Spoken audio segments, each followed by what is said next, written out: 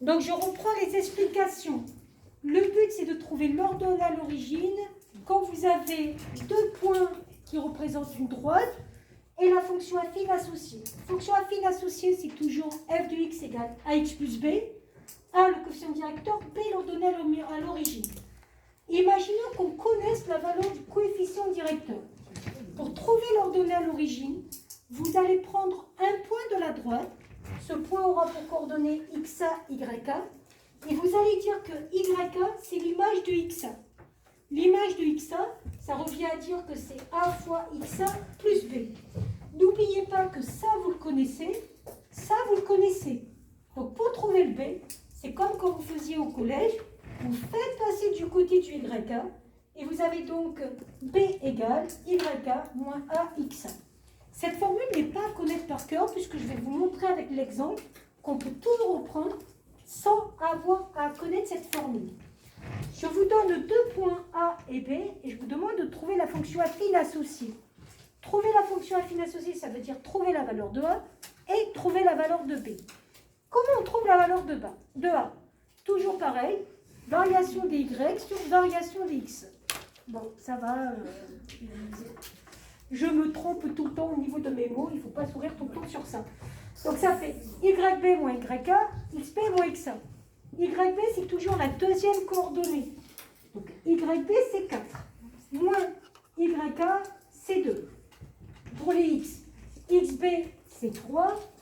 Moins XA, c'est 1. 4 moins 2, 2. 3 moins 1, 2. 2 sur 2, 1. On aurait pu trouver graphiquement le 1 en faisant quoi? Bon, en se décalant de 1, on voyait qu'on montait de 1. Vous auriez pu le retrouver graphiquement, mais le trouver graphiquement, ce n'est pas le trouver. Ensuite, on doit trouver le B. Qu'est-ce que j'ai fait? J'ai remplacé la valeur du petit a dedans. J'ai donc f de x égale 1x plus b. J'ai pris un point de la droite, mais j'aurais pu prendre le point A ou le point B. D'ailleurs, on pourra le faire avec le point B pour voir qu'on aurait trouvé exactement pareil. Si je prends le point A, x est égal à 1, y est égal à 2. On n'oublie pas que y, c'est toujours f de x. Ça veut dire que le 2, c'est l'image de 1. Quand je sais que 2, c'est l'image de 1, je remplace là-dedans x par 1. Donc f de 1 égale 1 fois 1 plus b. Mais l'image de 1 fait 2. J'isole le b, b égale 2 moins 1 égale 1. Et je conclue avec mon expression. Petite question, si j'avais pris le point B, est-ce que quelqu'un peut me dire quel calcul j'aurais fait?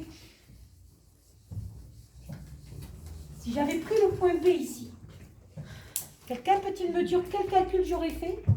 Donc le point B, il a pour coordonnées 3, 4. On aurait fait l'image ici de combien? De 3, qui aurait été égal à combien? F de 3 est égal à combien? 4. D'abord, avec le point B, on sait que 4, c'est l'image de 3. Après, on fait F de 3.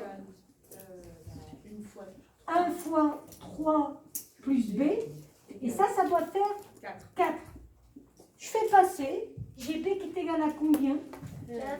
4 moins 3, c'est-à-dire 1. Est-ce que c'est normal qu'on tombe sur la même chose?